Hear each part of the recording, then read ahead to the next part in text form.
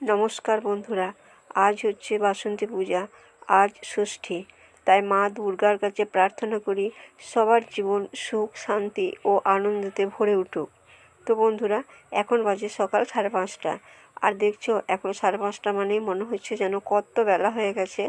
তো যাই হোক, এখন তো আস্তে আস্তে গরম পড়ে যাচ্ছে, যদিও এটা বসন্তকাল।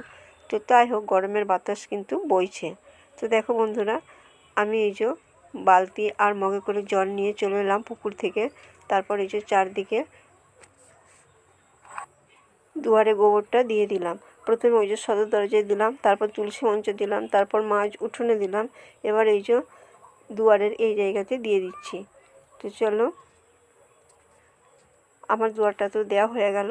এবার এই যে রাত্রেবেলায় যে ইঁটো কাঁটা সবজি জল পড়েছিল, সেই জন্য এইগুলোতেও গোবরের মাড়ুলে দিয়ে দিলাম। তারপর দেখো বন্ধুরা, আমি এই যে ঝুড়িটাতে সবজিগুলো কুড়িয়ে নিলাম। আর কি বলো তো, ইঁদুরের এত প্রাদুর্ভাব, তার জন্য না সবজিগুলোকে এইভাবে ওই রাত্রেবেলায় ঢাকা দিয়ে রেখে দিই। তাও কি গো বন্ধুরা, যদি একটু ভুলভ্রান্তি হয়ে যায় তাও কিন্তু খেয়ে নেয়। তারপর আমি এই যে খাড়া ঝাঁটাটা নিয়ে উঠোনটা ঝাঁট দিয়ে দিলাম। আর ওই বারান্দাটা দিয়েছিলাম খিচুড় ঝাঁটায়, কারণ খাড়া ঝাঁটায় তো বারান্দা দেওয়া যাবে না, মানে দাগ কাটা যায়। তাই ওটা আগেই আমি খিচুড় ঝাঁটায় দিয়ে দিয়েছিলাম। আর তারপর এই যে উঠোনটা এই ঝাঁটাটাতে দিয়ে দিচ্ছি। তো চলো, আর জানো তো বন্ধুরা, বেশ কয়েকদিন যাবৎ ভিডিও দিতে পারিনি, কারণ আমার শরীরটা না খুব খারাপ ছিল। এখন একটু ভালো আছি। আর তারপরে ওই যে আমাদের তো খড়ের বাড়ি, ওখানে মিস্ত্রি লেগেছিল, তাই ওগুলো মেরামত হচ্ছিল। আমি তখন এইগুলো শ্যুট করতে পারি নাই। তো চলো বন্ধুরা, বলতে বলতে আমার এই যে মেঝেটা লাতা দেওয়া হয়ে গেছে। আর দেখছো কী অবস্থা। তারপরে বন্ধুরা দেখো, আজকে যেহেতু অশোক ষষ্ঠী, তাই আজকে আমি অশোক ষষ্ঠী করেছি। সেই জন্য আমি এই যে স্নান করে সাগু করে নিচ্ছি।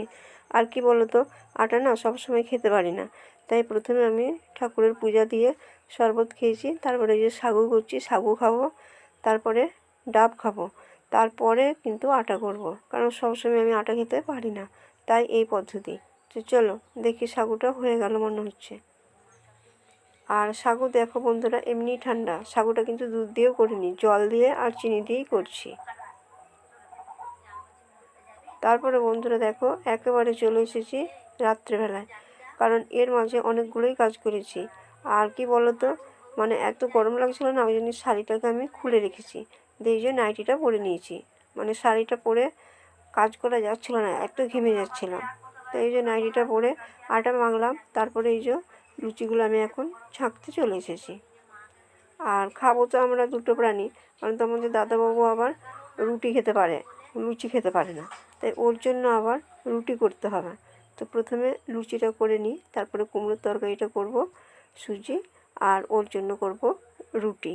আর মিষ্টি তো আছে, ওই দিয়েই আজকে রাত্রের খাবারটা খেয়ে নেব। আর কি বলতো, রাত্রে যদি শুকনো শাকনি খাওয়া যায়, এমনিও শরীরটা ভালো থাকে। আর যেহেতু সারাদিন আমি উপবাসও করেছি, তাই আজকে এই মেনুই চলবে। তো চলো বন্ধুরা, আগামীকাল হচ্ছে সপ্তমী, মানে দেখো ওই দুর্গা পুজোটাই কীরকম হই হই ব্যাপার, রই রই কাণ্ড হয়, এটাই কিন্তু অতটা হয় না। তো তবুও মানে পূজা সেই একই, তো মাই থাকে, মা একই। তো কালকে হবে সপ্তমী, আর পরের দিন হবে অষ্টমী। ওই অষ্টমীটাও কিন্তু আমি করি।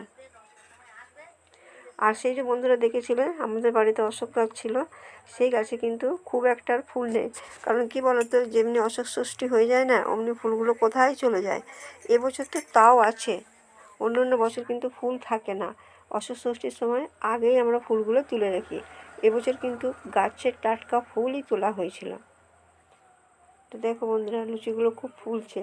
আর লুচিগুলো করেছি সাদা তেল দিয়ে, কারণ আমাদের বাড়িতে তো এখন ঘি নেই, গরু আছে, গরুতে দুধ দেয় না। আর তোমরা তো জানোই যে দুধটা আমরা এখন কিনেই খাই।